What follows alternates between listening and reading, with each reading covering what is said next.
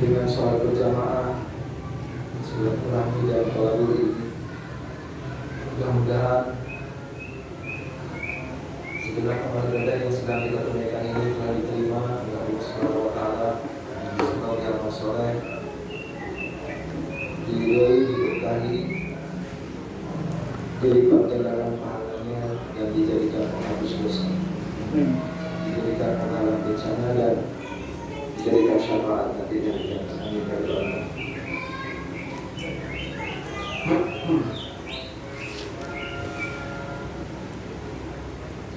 أعوذ بالله من الشيطان الرجيم. يا بني آدم لا يفتننكم الشيطان كما أخرج أبويكم. أعوذ بالله من الشيطان. Ke barang-barang apa ikutnya? Nanti diikutin belakang dulu. Surat Araf ayat 30. Kita awali dari ayat ini ya. Maaf, Surah Araf ayat 27. Ayat 27 ya. Al-A'raf 27 Bapak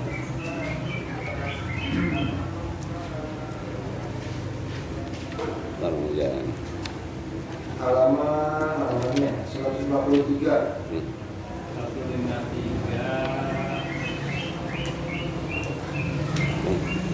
Ya, Bani Adam.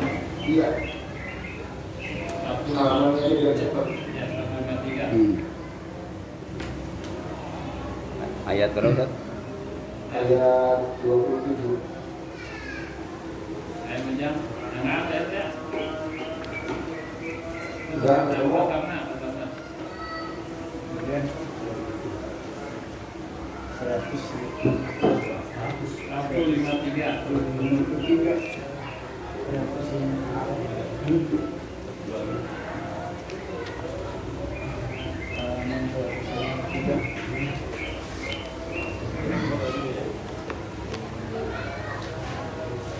Udah ada. Sudah.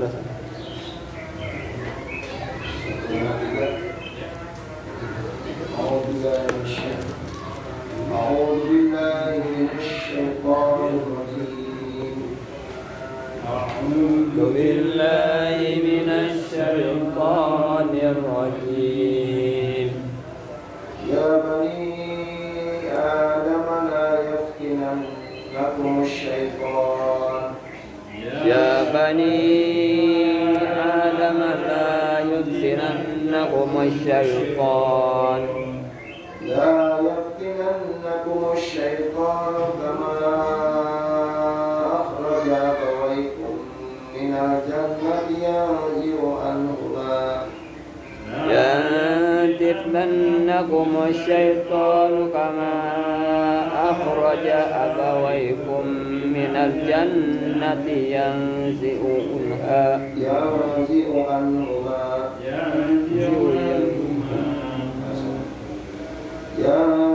عنهما لباسهما ليريهما سوآتهما. ينزع عنهما لباسهما ليريهما سوآتهما. إنه يراكم هو وقبيله من حيث لا ترونهم. إنه يراكم هو وقبيله من حيث لا ترونهم. إنا جعلنا الشياطين أولياء للذين لا يؤمنون.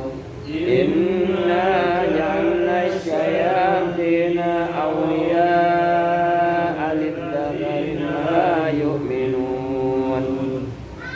وإذا فعلوا فاحشة قالوا وجدنا عليها آباءنا والله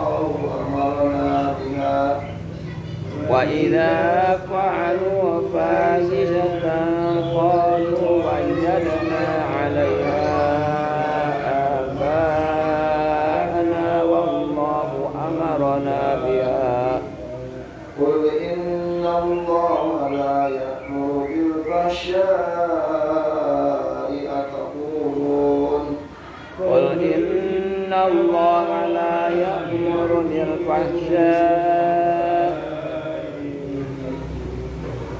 أتقولون على الله ما لا تعلمون أتقولون على الله ما لا تعلمون Bapak Ibu Allah, malam ini karena tidak ada request ya, tidak ada permintaan dan kita juga belum menentukan mau bahas apa gitu. Saya bawakan materi yang ringan aja dulu ya, dan insya Allah nanti bermanfaat. Siap. Dimulai dari ayat tentang setan, berarti yang akan saya bahas tentang setan. Saya terjemahkan dulu ayat 27 ya. Ya Bani Adam, wahai anak cucu Adam, la yaftinannakum, jangan sampai kalian tertipu. Syaitan oleh syaitan. Kama akhraja Rabbukum minal jannah, sebagaimana setan mengeluarkan Nabi Adam nenek moyang kalian, yaitu Adam dan Hawa, minal jannah dari surga. Yang jiwa rumah, setan menanggalkan dari Adam dan Hawa. Yang jiwa itu menanggalkan rumah dari mereka berdua. Libasahuma, pakaian mereka berdua. Liuria rumah, agar terlihat kepada mereka berdua, agar terlihat dari mereka berdua. Sau'atihima, aurat mereka. Innahu, sesungguhnya syaitan itu yarakum, melihat kalian, huwa, dia, maksudnya syaitan, wa qabiluhu, dan kaumnya, min haitsu la tarawnahum, dari tempat yang kalian tidak bisa melihat mereka. Inna, sesungguhnya kami ja'alna, menjadikan asyayatina, syaitan-syaitan itu, awliya, pemimpin-pemimpin, lilladina, bagi orang-orang la yu'minun, yang tidak beriman. Ini saja itu ayatnya. Jadi di ayat ini Allah memperingatkan seluruh anak cucu Adam jangan sampai tertipu oleh syaitan. Sebagaimana dulu nenek moyang kita ada dan Hawa berhasil ditipu oleh syaitan. Di sini ada kalimat yang zi'an huma libasan. Setan itu membuat Adam dan Hawa terlepas pakaiannya agar terlihat dari mereka berdua aurat.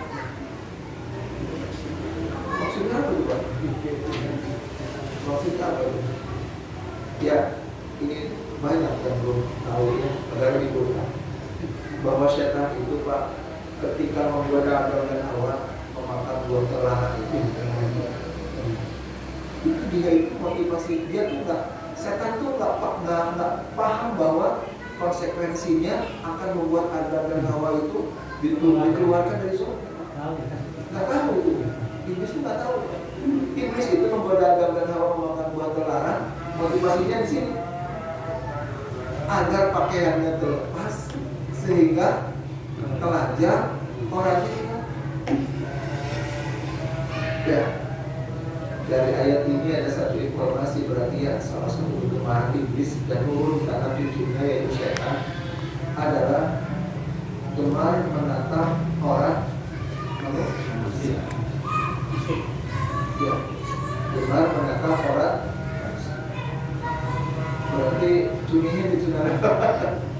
Senang melihat orang terbuka. Makanya saya sudah kasih tahu ibu-ibu, semakin ibu-ibu senang buka-buka orang, semakin doyan setan. Dari mana setan tahu ya bahwa kalau Anda memakan buah itu maka akan terbuka. Dari mana setan tahu? Ya. Kalau maaf, tidak percaya dengan informasinya. Barangkali setan itu memahami begini, Pak.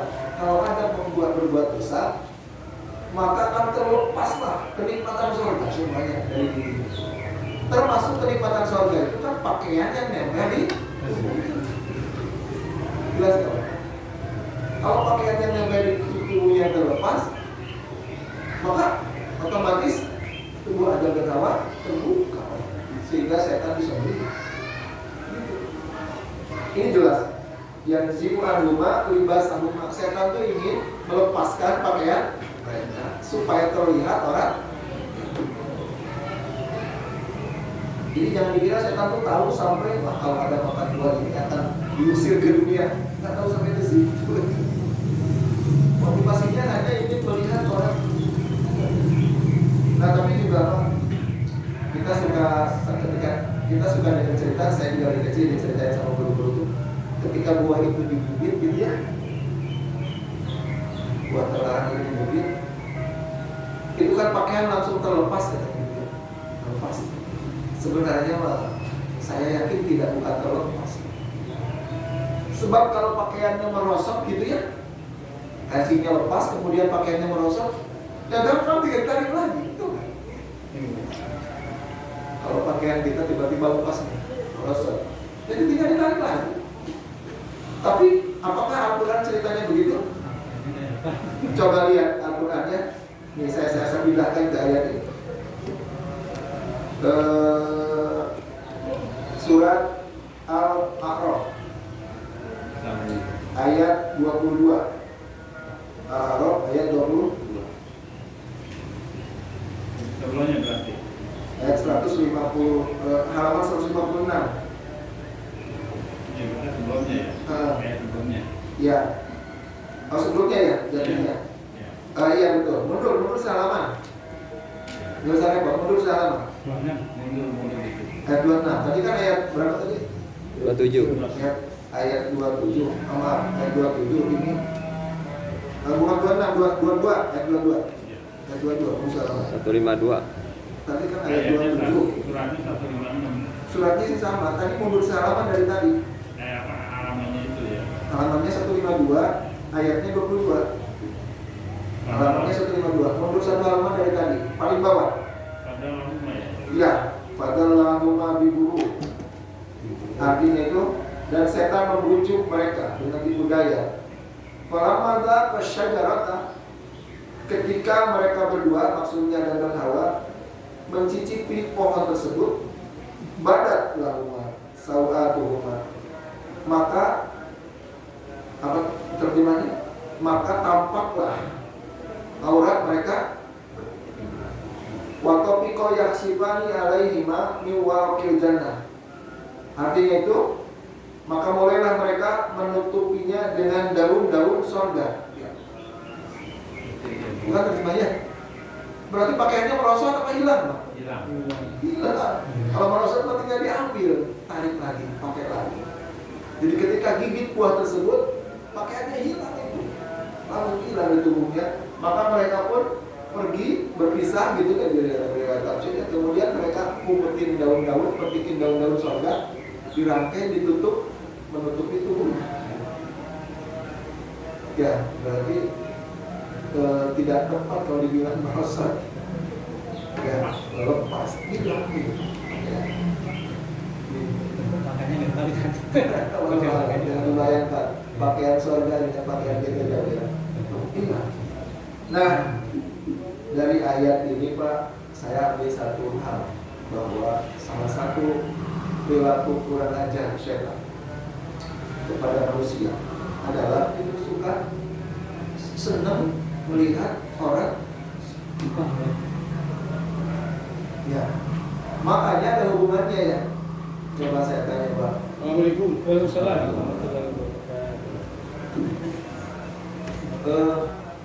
Tempat di rumah kita yang paling disukai sama setan, sehingga setan itu di rumah kita itu bermarkas di situ gitu. Mana? Kamar mandi. Kenapa? Karena di kamar mandi itulah orang-orang bukan pakaian. Apa dalilnya bahwa di kamar mandi itu markasnya setan di rumah kita? Buktinya adalah kalau kita mau masuk kamar mandi, kita selalu mengucap Allahumma ini kita aku bersih dari kepadamu dari setan laki-laki dan setan perempuan. Kalau masuk ruang tamu, ruang dapur, ruang tengah, ruang keluarga, ada doa kayak gitu. kamar mandi. Iya. Jelas Pak. Suka dibuka kopi saatnya. Lagi bagus sih. Masih Kamar mandi. Itu berarti orang dia itu makanya sampaikan kepada anak-anak, kepada istri ya. Kalau buka aurat, setan ngikut aja. pasti deh nongkrong dulu. Makanya sebuah kisah dalam sirah Nabawi ada sebuah kisah. Ketika Rasulullah SAW itu dapat wahyu dari malaikat Jibril di Gua Hira pertama kali, dia itu kan nggak langsung kenal bahwa itu malaikat Jibril, nggak langsung yakin. Sesampainya di rumah, beliau kan minta diselimutin sama Khadijah gitu. Kemudian beliau mengatakan, siapa itu ya sosok yang di Gua Hira datang kepadaku, itu malaikat apa syaitan? Karena orang Arab jadi dia juga sudah kenal ada malaikat, ada tahu malaikat apa syaitan. Maka Khadijah itu seorang perempuan yang cukup luas juga ilmunya. Dia punya pamannya itu Waraqah bin Naufal, seorang rahib pengikut Nabi Isa yang masih murni adalah. Sehingga dari pamannya itu beliau dapat banyak ilmu juga. Ketika mendengar keraguan suaminya Nabi Muhammad SAW, Khadijah itu bilang, kalau nanti sosok itu datang lagi ke rumah kita, kasih tahu aku. Kemungkinan aku bisa tahu apakah itu setan atau malaikat. Maka ketika Jibril pertama kali datang ke Rasulullah, maka Rasulullah kemudian bilang, dia datang. Maka Khadijah kemudian dia datang ke kamar kita nih, maka Khadijah kemudian menanggalkan kerudungnya itu.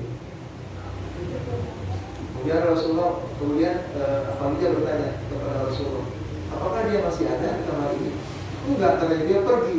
Kata Khadijah berarti dia malaikat. Sebab kalau setan melihat perempuan menanggalkan orang, dia malah doyan, malah lihat. Jelas tak? Jelas. Ya. Nah, sebelum saya lanjut ke materi yang saya maksudkan ya, ini Pak, dalam ayat tadi, Watafiqah yaksibani alaihi ma'waradijana, setelah pakaiannya lepas tadi ya, ayat 22 tadi, mereka sibuk, Adam dan Hawa sibuk menutupi tubuhnya dengan dedaunan sorga kan. Ini Allah menakdirkan kisah ini dan diceritakan di Quran itu nggak mungkin nggak ada maksudnya. Apa pesan yang bisa diambil dari sibuknya Adam dan Hawa menutupi tubuh dengan dedaunan? Pesan apa yang disampaikan oleh Allah? Itu dari sini Pak, saya itu kalau dibahas khusus saya pesan kehidupan ya, pesan moral di balik kisah Adam, Hawa dan Iblis. Itu ada 40 pesan Pak. Bisa berkali-kali pertemuan itu. Salah satunya saja saya di sini. Lihat Pak, sibuk menutupi tubuhnya dengan dedaunan sorga. Penggalan kisah ini pesannya apa? Pesannya adalah bahwa Allah ingin menginformasikan kepada umat manusia bahwa manusia itu diciptakan dengan naluri malu kalau orang terbuka. Makanya Adam dan Hawa meskipun suami istri, mereka nutupin tubuhnya dengan dedaunan biar tertutup. Itu tandanya apa? Manusia itu nalurinya malu kalau orang terbuka. Buktinya Adam dan Hawa sibuk nutupin tubuhnya dengan dedaunan sorga.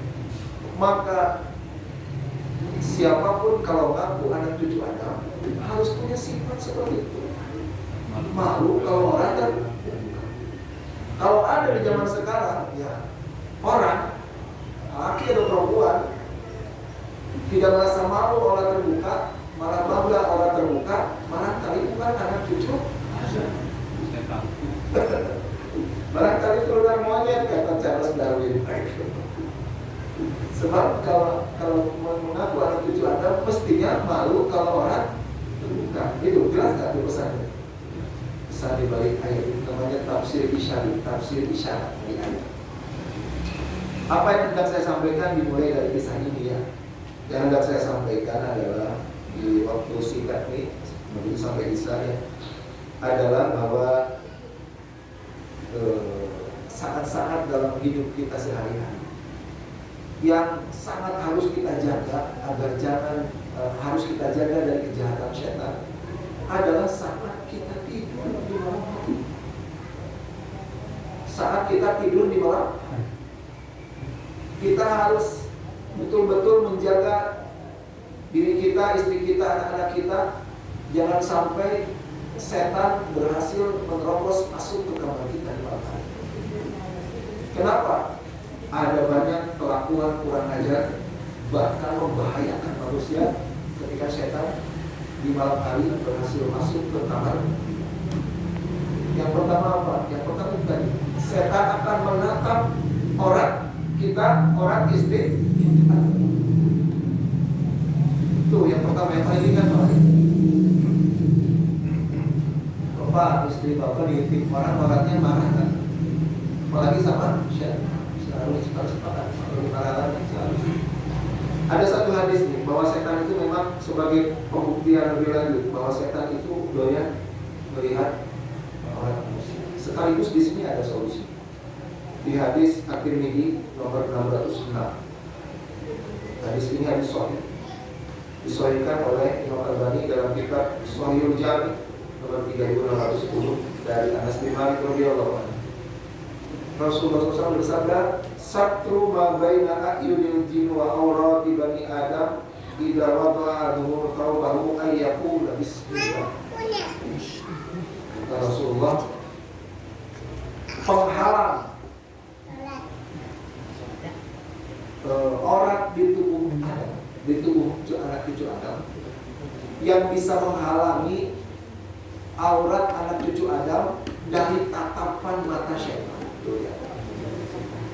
adalah kalau engkau menanggalkan pakaian, jangan lupa ucap bismillah. Jadi Pak ya, hadis ini informasinya dua, berarti setan itu memang menatap orang. Bukan cuma setan di sini kan, min jin, dari tatapan jin. Kenapa termasuk setan? Karena setan itu adalah jin. Setan dengan jin itu satu bangsa. Di surah Al-Kahfi ada kalimat karena minal jin fafasaqo an amri rabbih. Setan itu adalah bangsa jin yang kemudian fasik kepada Allah. Satu bangsa, sama-sama diciptakan dari api juga. Di sini bukan cuma setan ternyata yang menangkap anak Adam itu adalah jin juga. Maka cara melindungi aurat tubuh kita agar tidak dipelototin setan ketika terbuka adalah ketika menanggalkan pakaian, ucaplah bismillah. Nah gitu Pak ya. Jadi berarti yang harus kita lindungi ya, peluang paling besar aurat kita, aurat istri kita ditatap oleh setan adalah dua tempat, yaitu di kamar mandi dan di kamar tidur. Karena di kamar tidur juga kita, istri kita sering buka. Jelas ya. Yang pertama itu kurang ajaran pertama. Kita belum apa-apa. Paling ringan bisa dikatakan. Yang kedua Pak, kenapa kita harus memastikan setan tidak ikut masuk ke kamar kita di malam hari? Jadi kita mungkin.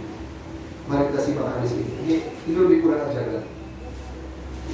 Dan bukan cuma kurang ajaran, saya yakin berbahaya secara kesehatan maupun secara akhlak. Rasulullah SAW bersabda begini di Sahih Muslim, hadisnya Sahih Muslim nomor 2308 dari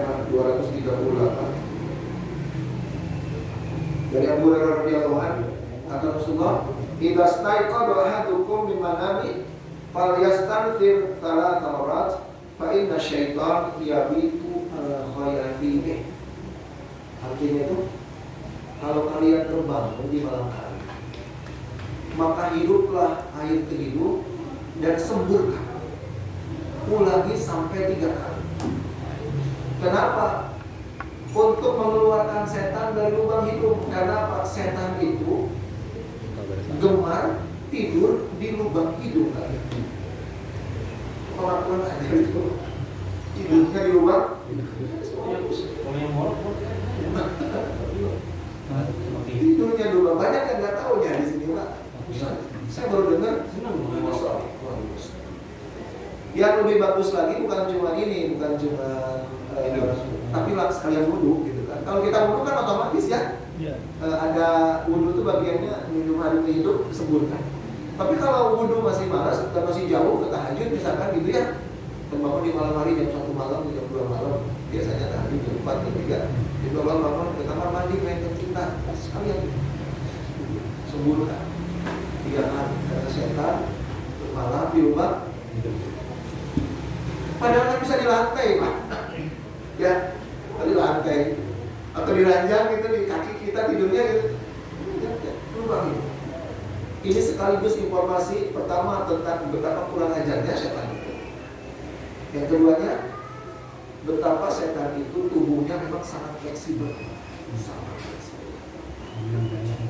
Bisa membesar, bisa mengecil.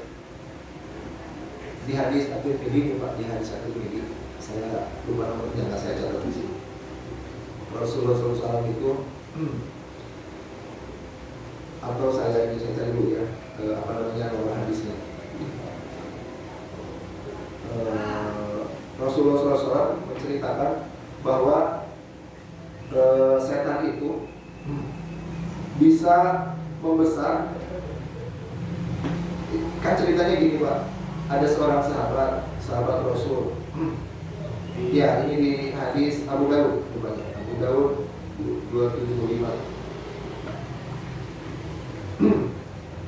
Ada seorang sahabat Rasul, dia tuh suatu hari ngebonceng Rasulullah SAW di untanya.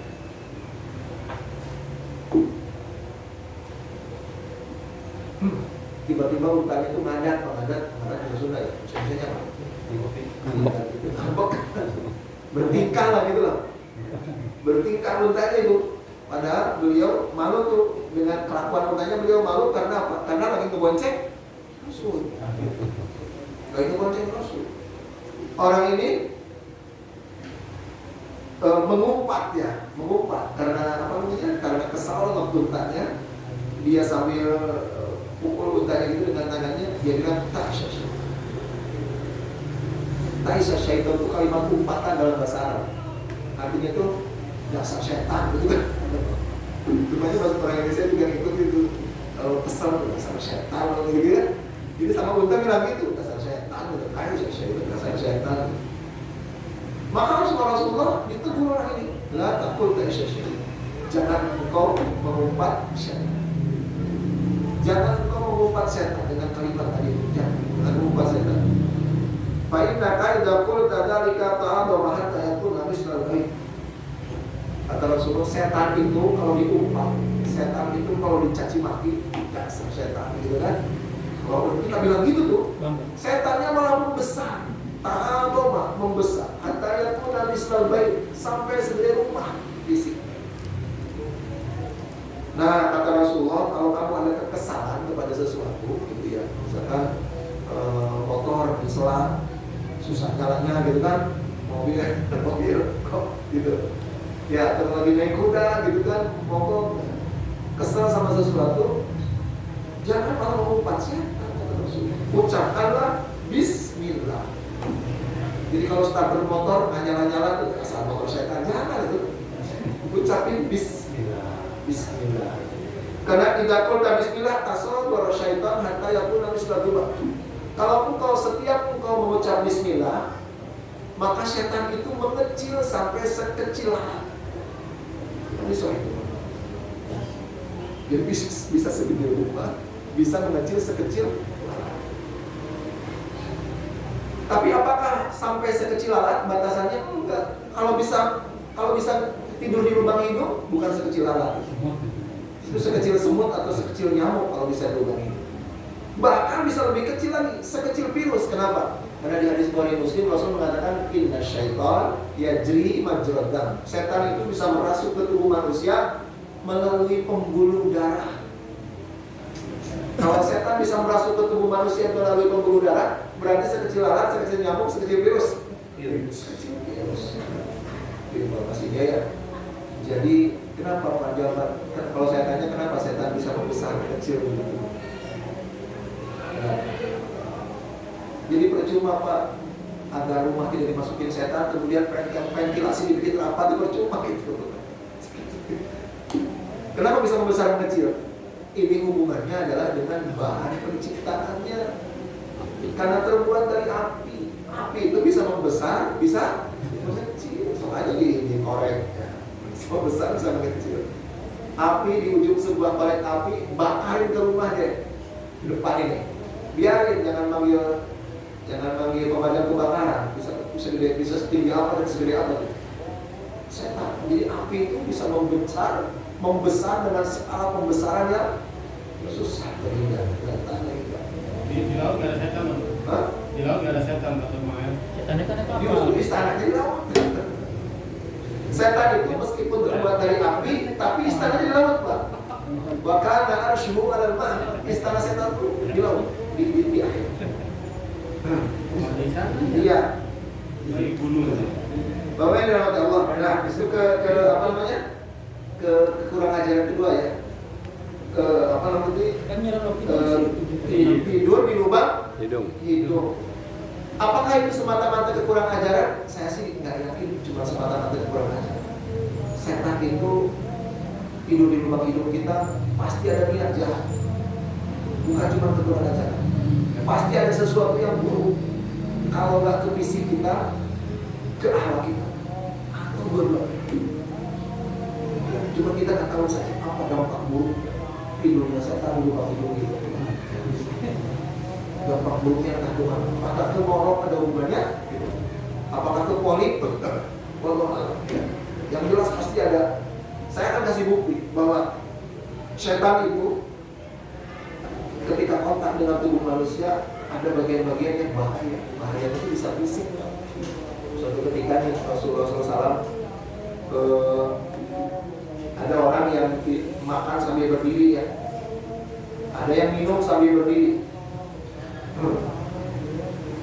Orang ini minum sambil berdiri ya. Sama Rasulullah bilang ke, katanya gitu. Apa ke, Pak? Ke itu muntah. Orang ini menjawab 5 itu. Kenapa Rasulullah? Kenapa harus saya muntahkan? Maka Rasulullah SAW menjawab, Ayyashuruka ayyasroba ma'akahil. Kata Rasulullah, orang ini minum berdiri suruh muntahin. Gak langsung dimuntahin, nanya dulu kenapa dimuntahin? Oke, Rasul 2 kali bilang muntah. Maka orang ini nurut dimuntahkan. Maka Rasulullah SAW kemudian mengatakan, Ayyashuruka ayyasroba ma'akahil. Kamu mau gak sih minum segelas berdua sama kucing? Orang ini mengatakan, wah ya Rasulullah, tentu saja gak tahu ya Rasulullah minum segelas sama kucing gitu. Maka kata Rasulullah, laqad syariba minha ma huwa syaiba. Kata Rasulullah, barusan kamu minum sambil berdiri, ada makhluk ikut minum dari gelasmu itu, dan makhluk ini lebih menjijikkan dari kucing. Makhluk ini adalah dan Rasulullah mengatakan, seandainya orang tahu apa yang dia minum ketika minum sambil berdiri, maka laqa'a fi batni. Seandainya orang tahu apa yang ada di minumannya yang dia minum tanpa baca bismillah dan sambil berdiri, apalagi pakai tangan kiri gitu, maka dia akan berusaha sekuat tenaga untuk memuntahkan apa yang ada yang udah dia minum. Berarti ada zat berbahaya gitu loh. Ketika setan ikut minum atau makan dengan kita, sampai Rasul mengatakan seandainya dia tahu apa yang ada di air, apa yang ada di zat, apa yang ada di minuman, ketika setan ikut minum akan berusaha dia sekuat tenaga untuk memuntahkan. Jadi saya sih meyakini ada dampak berbahaya setan. Itu bukti tadi bukan hanya ke apa. Yang kedua ya Pak ya. Pertama, melototin orang istri kita. Yang kedua, tidur di lubang hidung. Yang ketiga, Apa yang ketiga Pak? Kira-kira yang dilakuin setan kalau kita dia masuk ke rumah kita, ke kamar kita di rumah. Ini lebih berbahaya lagi. Yaitu setan itu bisa merasuk ke alam mimpi. Kemudian menghadirkan mimpi buruk. Dalilnya Sahih Bukhari 745 dari Abu Sa'id Al-Khudri radhiyallahu anhu, "Idza ra'a ahadukum ar-ru'ya yuhibbuha fa innaha min Allah." Kalau engkau tidur kemudian bermimpi baik, mimpi yang menyenangkan, maka mimpi baik itu dari Allah. Falyahmadillah wa yuhadzif biha. Kata Rasulullah, ketika kau terbangun, maka jangan lupa mengucap alhamdulillah. Kan itu nikmat dari Allah mimpi baik. Ya. Jangan lupa ucap bismillah dan boleh dikabarkan kepada orang yang tidur. Wa idza ra'a ghayra dzalika mimma yakrah fa inna ma hiya minasyaitan. Kalau engkau mimpi buruk, maka sesungguhnya mimpi buruk itu dari syaitan. Wa yasta'id billah min syaitan. Maka kalau ketika engkau bangun, segera ucapkan a'udzubillahi minasyaitonir rajim. Mohon perlindungan kepada Allah dari dampak buruk. Wala yadkuruha li ahadin, dan janganlah mimpi buruk itu diceritakan kepada siapa. Fa innaha la tadurruhu, karena mimpi buruk itu tidak akan membahayakan. Ini dalil bahwa syaitan itu memang oleh Allah dikasih kemampuan banyak.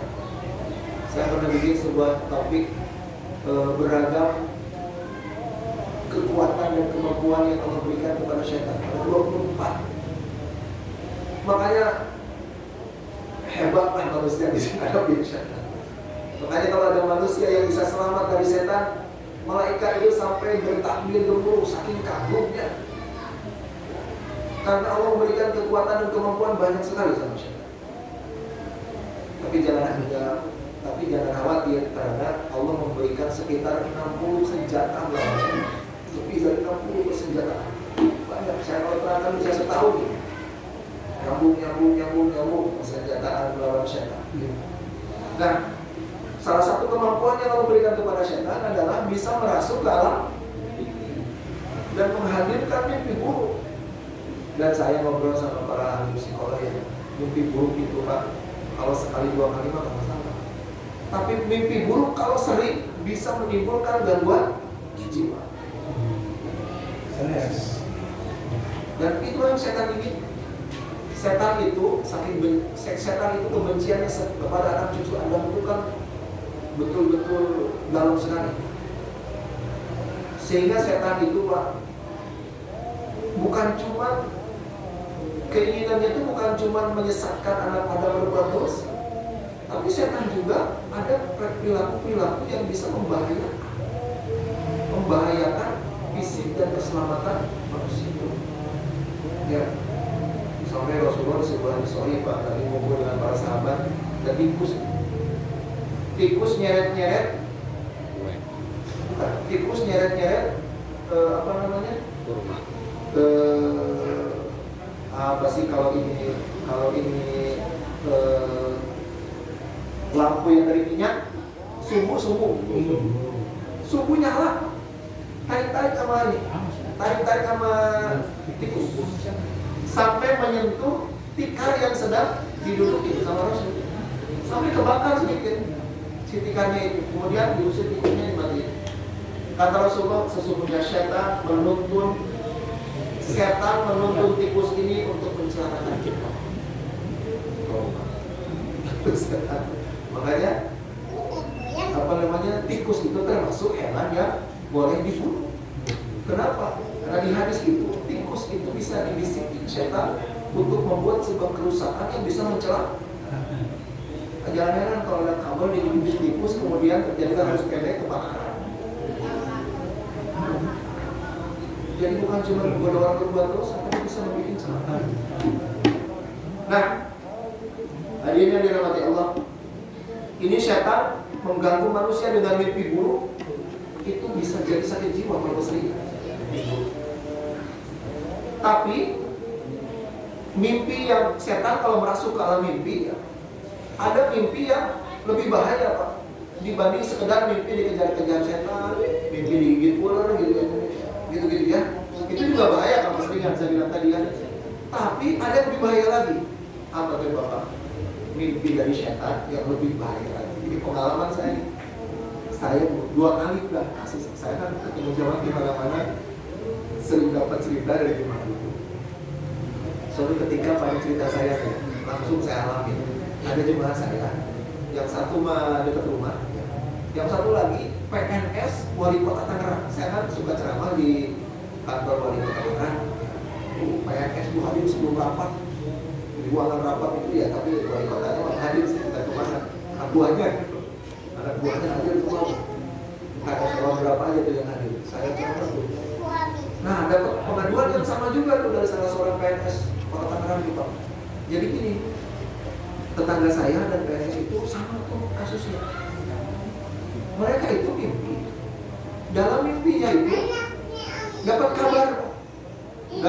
kabar dari sebuah tempat yang jauh, dan ketika bangun dicek kabarnya benar, dan itu berkali-kali mimpi kayak gitu. Jadi dia itu mimpi, dalam mimpinya ditemuin seseorang yang ngasih tahu, orangnya dia nggak kenal, tapi dia kasih tahu katanya kakakmu di Bogor keserempet motor tadi pagi kemarin sore. Ketika bangun langsung dia cek gitu ya pagi-paginya, bener nggak keserempet? Bener. Nggak sekali kayak gitu. Dapat lagi kabar keponakannya di Karawang begini, dicek benar gitu. Nah dia kan kaget tuh dapat kabar kayak gitu, kaget, ngobrol ke saya gitu.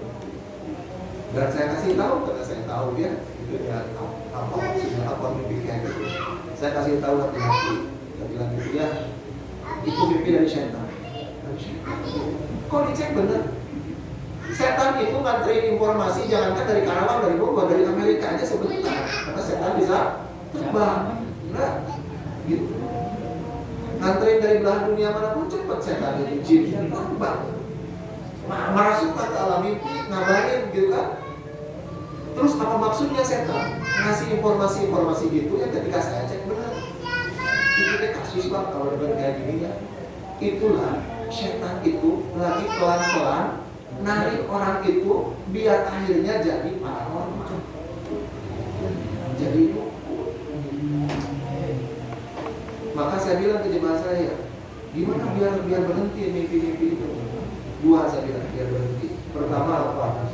Kalau dapat kabar lagi nggak usah dicek. Jelas kan? Nah, seandainya tanpa dicek kemudian datang kabar itu dan benar, nggak usah dibilangin siapa. Yang PNS menurut, yang satu lagi nggak menurut.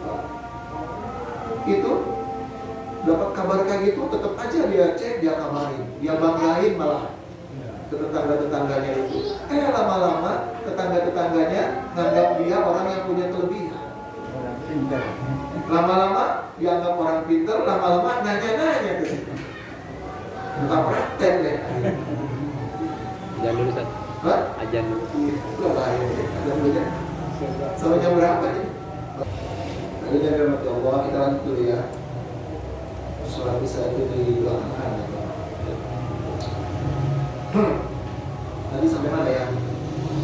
Sampai mimpi. Sampai nomor 3 Ustaz. Mimpi. Iya.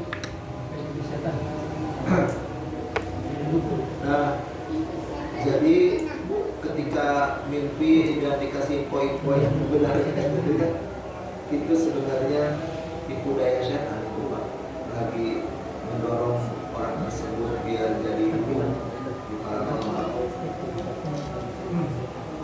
Ada yang lebih bahaya lagi nggak? Setan merasuk ke alam mimpi. Ada yang lebih bahaya, dan yang paling bahaya setan yang paling bahaya mimpi yang berasal dari setan itu adalah ketika setan merasuk ke alam mimpi seorang tokoh agama, kiai, ustaz. Kemudian setan ini ngaku-ngaku sebagai arwah gurunya, bisa ngaku sebagai Imam Syafi'i, malah bisa ngaku sebagai Imam Bukhari. Kemudian ngajarin ibadah-ibadah tertentu. Ketahui Pak, di negeri kita banyak sekali bid'ah, ibadah-ibadah, bacaan-bacaan yang tidak ada contohnya dari Rasul, sebagiannya berasal dari mimpi. Karena memang ada golongan umat Islam yang menganggap bahwa kabar dari mimpi itu bisa dijadikan dalil gitu.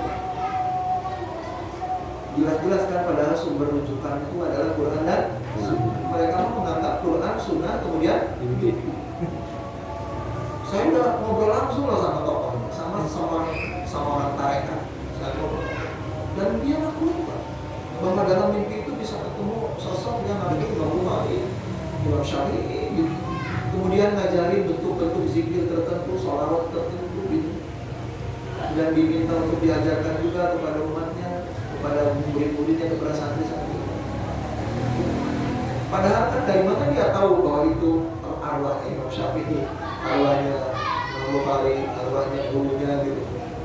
Bisa, setan nggak bisa berubah wujud menjadi siapapun. Gitu. Nah itu Pak bahayanya. Setan melalui mimpi mengajarkan bid'ah sesat sambil dia mengaku sebagai seorang ulama besar di masa lalu yang sudah. Makanya saya pernah masuk ke markas salah sebuah pesantren yang markasnya tarekat itu. Itu saya lihat di dinding rangkaian ibadah dari Isya sampai dini hari, nggak ada yang saya kenal kecuali sholat Isya. Salawat ini, salawat itu, zikir ini, zikir itu, sholat ini, sholat itu, namanya juga saya nggak kenal. Dari mana itu? Itu Pak ya, kesesatan bisa setan tebarkan lewat sampai si tokoh tarekat itu sekarang masih hidup, lebih muda dari saya umurnya Pak. Tapi dia sudah tokoh ada di Cirebon. Saya sengaja datangin ke sana dulu. Dia bilang ke saya, Ustaz, kami makanya mengetahui hadis sahih, hadis dhaif itu nggak perlu pakai ilmu mustalah hadis. Gimana tahunya? Kamu bisa ketemu langsung dengan Imam Bukhari dalam mimpi gitu. Kenyataannya sama. Saya dengar langsung ya, asalkan katanya biar ketemu dalam mimpi gitu, asalkan kita dosis la ilaha illallahnya sampai sekian ribu. La ilaha illallah, la ilaha illallah. Kan capek tuh biasanya langsung habis capek itu tidur. Nah disitulah katanya. Habis berzikir sampai sekian ribu kali, kemudian capek tertidur, nah suka datang katanya. Mau Imam Ahmad, mau Imam Bukhari katanya tinggal tanya saja ini hadis sahih apa enggak, coba. Jelas kan? Kesesatan sampai ke situ. Jadi sudah berapa tuh Pak? Sudah berapa kekurangan ajaran dan hal yang bahaya? Pertama, dipelototin orang kita dan istri kita sama setan. Kedua, setan menginap hidup. Yang ketiga, setan merasuk ke alam mimpi, menimbulkan bahaya dan kesesatan. Kemudian yang keberapa? Yang keempat ini, setan itu bahkan bisa ikut menikmati ketika kita berhubungan itu. Oh, seperti apa caranya? Apa buktinya? Hadis Bukhari Muslim, Rasulullah mengajarkan kalau kita berhubungan baca Allahumma jannibna syaitan wa jannib syaitan. Ya Allah, jauhkan kami dari syaitan, jauhkan setan dari kami, gitu kan? Dan jauhkan setan dari apa yang Engkau karuniakan kepada kami malam ini. Apa yang Allah karuniakan kepada kita di malam itu adalah kenikmatan berhubungan dan anak. Jelas kan? Kurang ajar itu yang nafkahin siapa, istri siapa, ya. Tapi memang di hadis sih lebih fokus kepada anak ya, lebih mungkin kepada anak. Bahwa siapapun yang mau berhubungan dengan istri, berdoa seperti itu, maka anaknya tidak akan bisa dicelakai oleh syaitan. La yadurruhum syaitan abadan. Bila ditakdirkan dia punya anak dari hubungan itu di malam itu, maka setannya anaknya tidak akan bisa dicelakai oleh syaitan selamanya. Tapi Rasulullahnya sendiri nggak langsung bilang anak. Jauhkan setan dari apa yang kau berikan kepada kami malam ini. Tidak dibilang anak secara langsung, berarti kan boleh jadi kenikmatannya juga. Setan ikut menikmati. Tapi Bapak malam seperti apa yang nimbrung setan? Ridho Bapak ikut nimbrung setan itu ke berhubungan ini. Nah, itu yang berapa? 4. Yang kelima. Yang kelima ini sepertinya yang paling kurang ajar. Yang kelima itu Sahih Bukhari 327. Sahih Bukhari 327. Rasulullah SAW suatu ketika dari Abdullah bin Mas'ud, Rasulullah SAW itu didatangi seseorang. Orang ini berkata, "Rajulun nama lailatan hatta asbah." Kata orang itu, "Ya Rasulullah, bagaimana kalau ada seseorang yang tidurnya nyenyak sepanjang malam, baru bangun ketika pagi, ketika subuh." Jadi subuh nggak bangun, Pak, berarti kan? Berarti orang ini nggak sholat tahajud gitu, nggak bangun malam. Bagaimana kalau ada orang yang tidur sepanjang malam sampai subuh gitu? Berarti subuh nggak bangun, kalau penafsiran saya gitu. Tapi dia nggak sholat tahajud, subuh nggak bangun. Sampai ditanyakan ke Rasulullah, berarti di zaman Rasulullah kayak gini teh aneh gitu. Karena sahabat rata-rata semuanya sholat malam. Maka sampai ditanyakan bagaimana kalau ada yang tidak sholat malam, tidur sepanjang malam, baru bangun ketika azan. Maka Rasulullah SAW menjawab, "La rajul ba syaitan fi udhunai." Orang seperti itu dikencingin telinganya oleh syaitan. Apakah kurang ajar? Kita ini kecipratan kencing orang lain, marah kan? Sedikit aja. Ini kencingi kanan kiri. Dan ini informasi bahwa syaitan itu bisa membuat manusia tidur sangat nyenyak sampai nggak kedengaran apa-apa gitu, hanya dengan air kencingnya. Manusia juga bisa sih membuat manusia tidur nyenyak. Manusia, sesama manusia bikin orang tidur nyenyak bisa. Tapi manusia mah harus pakai alat kan? Bisa sihir, ya sihir namanya yang bikin ngantuk berat itu sihir namanya apa? Sirup ya. Bahasa Sunda mah sirup. Tahu kalau bahasa Latin? Sirup itu salah satu bentuk sihir yang bisa bikin orang tidur sangat. Bisa juga pakai teknologi, pakai pel tidur. Obat penenang pel tidur bisa tidur nyenyak kan? Tapi kalau setan nggak terus. Setan itu sudah bawaan lahir dikasih oleh Allah zat air kencingnya yang bisa membuat manusia tidur sangat.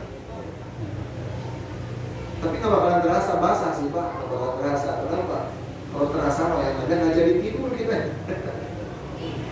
Tapi kalau kita sampai bablas nggak sholat tahajud berarti lagi kencing. Bagaimana kalau subuhnya bablas? Itu mah bukan lagi kencing yang diberakin Itulah kekurangan ajaran berikutnya setan. Apabila setan berhasil masuk ke kamar kita, dikencingin kanan kiri. Yang terakhir, bila setan berhasil masuk ke kamar kita di malam hari, maka yang paling bahaya ini adalah setan bisa melancarkan sihir kepada kita. Yang dalam hadis ini tata cara sihirnya itu ditiru sama manusia. Tukang-tukang sihir dari kalangan manusia, ternyata saya ketemu hadisnya, mereka niru tata caranya ke manusia. Saya akan bacakan hadisnya Sahih Bukhari 1142 dari Abu Hurairah. Rasul mengatakan, yaqilu syaitan ala qafiyati rasihadikum idza wadama talata uqad yadribu kulla uqdatin alaika laylun tawil warqud. Ya, artinya gini. Kata Rasulullah, syaitan itu bila berhasil masuk ke kamar manusia, ya, setan itu membawa 3 utas tali, bukan tali sembarangan, tali sihir, membawa 3 utas tali. Kemudian satu persatu talinya itu diikatkan kemana? Ke kepala kita, sini, diikat di kepala kita tali.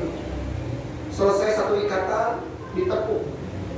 Nah, kemudian dijampi mantranya itu alaika lailun tawilun farkun, malam sangat panjang, tidurlah. Jadi pakai 3 cara. Caranya apa? Tali, tepukan, sama mantra. Diikutin nggak sama tukang sihir? Ikut. Nah, saya pernah bikin ceramah tentang kalau nggak salah ada 13 metode sihir, 13 ritual sihir. Yang paling banyak dilakukan oleh tukang sihir di belahan dunia manapun adalah tali, buhul. Makanya di surat Al-Falaq, an-nafatha fil uqad, kan? Amin nafathati fil uqad. Aku mau perlindungan dari tukang sihir yang niup-niup di buhul-buhul. Buhul itu tali, teman. Talinya itu bisa apapun ya. Yang tapi yang paling efektif katanya talinya itu dari rambut yang jatuh dari orang yang ditargetkan untuk disihir. Diikat talinya, dililit nanti. Kok saya bisa tahu? Karena ada kitab-kitabnya menjelaskan tentang tata cara sihir. Ya, jadi sihir itu diantara metode sihir yang paling banyak dilakukan oleh tukang sihir di Mesir, di Yaman, di Iran, di Arab, di Indonesia. Itu adalah tali kemali, kemudian tepukan. Pak, tukang hipnotis menghipnotis itu pertama-tama dengan tatapan. Kalau orangnya lemah dengan tatapan gak kena. Kalau orangnya cukup kuat dengan tiupan. Tiup. Kadang-kadang tiupan itu pakai media, asap rokok, kena. Kalau sama tatapan sama tiupan nggak kena juga,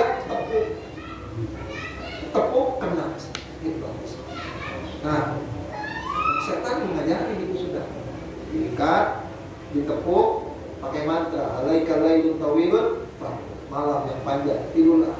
Ikat lagi, tepuk lagi, tiup lagi, ikat lagi sampai 3 ikatan. Jadi 3 ikatan, 3 tepukan, 3 mantra.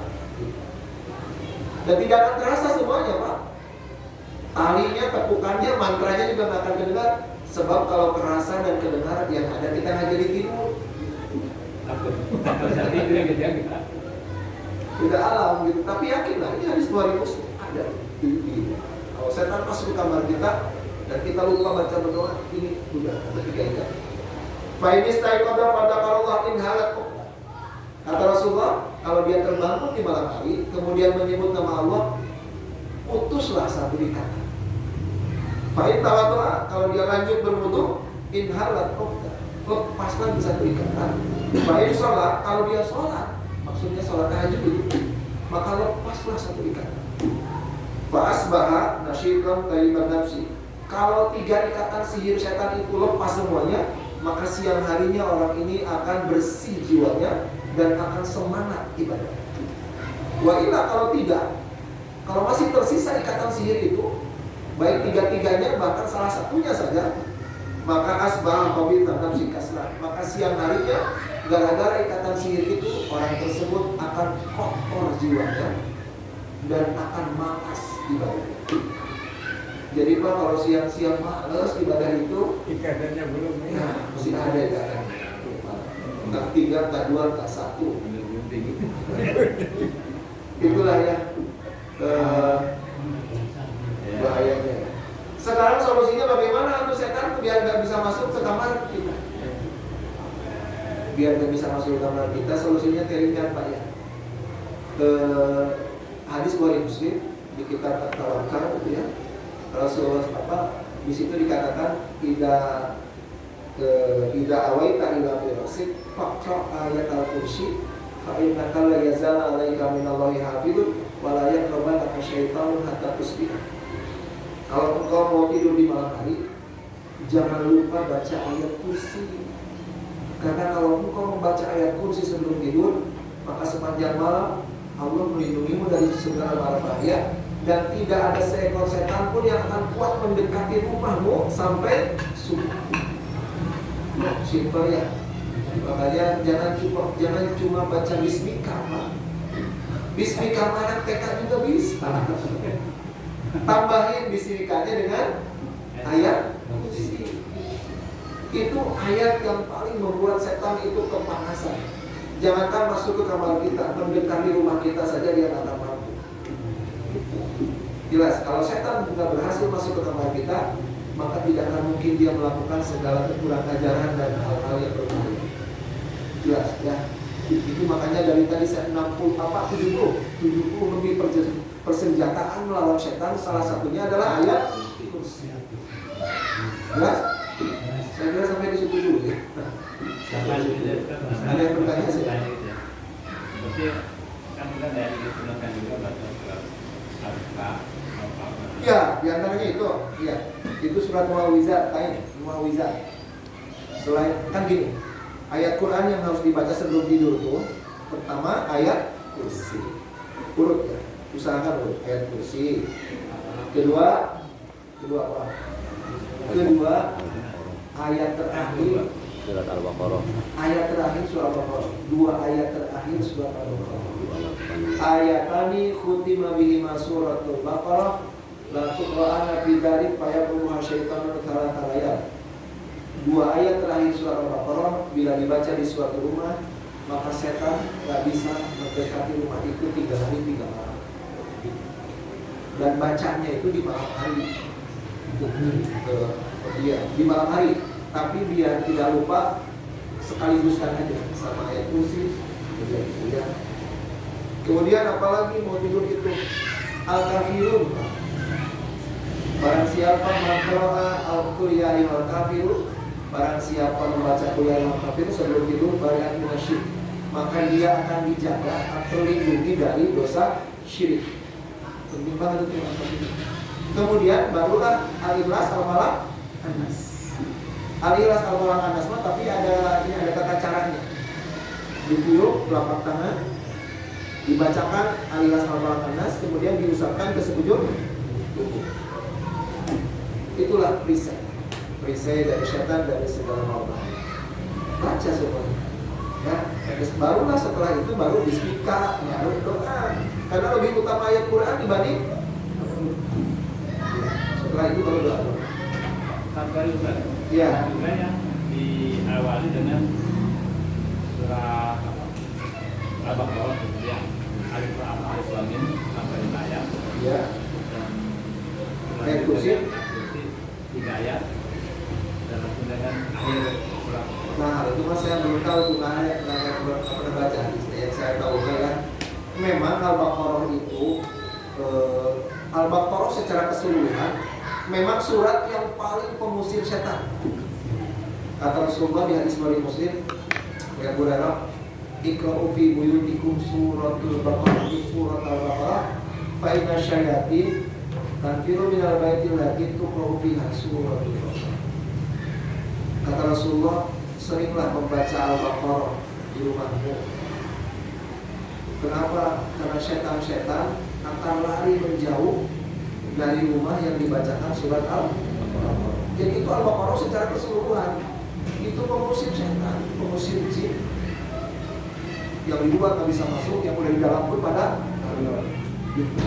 Nah, cuma dari seluruh Al-Baqarah yang paling pengusir setan adalah ayat kursinya sama 2 ayat terakhir. Yang paling istimewanya, yang paling terasa menyakitkan buat setan itu ayat kursi. Nah, mungkin dari hadis dari dalil itulah maka tadi ada yang menyimpulkan baca 5 ayat pertama gitu. Sebenarnya enggak, Pak. Itu Al-Baqarah ayat mana saja. Jadi sebaiknya Al-Baqarah itu Pak dibacalah gitu. Ya, sampai kita kalau menghatamin Quran sampai di juz berapapun kita berada, baca Al-Baqarah. Ayat berapa saja. Biar rumah kita steril dari syaitan, dari jin-jin jahat. Jelas Pak ya? Maka saya itu Pak pernah beberapa kali ya pulang jam 11 malam habis ceramah, ditelepon jemaah ngaku anaknya seperti kerasukan. melihat nih, jerit-jerit sambil melihat di atap gitu kan, matanya seperti melihat gitu. Saya suruh datang, udah malam, capek banget habis tadi. Saya bilang, gini aja deh, saya baru sampai, saya baru pulang ceramah dari Jakarta, saya capek, saya gitu. Gini aja, baca aja Al-Baqarah, ayahnya, ibunya, adiknya, kakaknya, pembantunya baca. Ayat berapa? Ayat mana saja saya bilang. Berapa ayat saja, ayat mana saja, yang penting Al-Baqarah. Tapi jangan lupa ayat kursinya sama 2 ayat terakhirnya harus kebaca, gitu kan? Baca secapek-capeknya sampai tertidur gitu. Kalau besok masih juga baru saya datang. Nggak pernah sampai harus datang. Besoknya saya telepon udah sembuh, udah selesai. Gitu. Jelas kan? Itulah Al-Baqarah itu adalah surat anti syaitan, anti jin, sangat pengusir.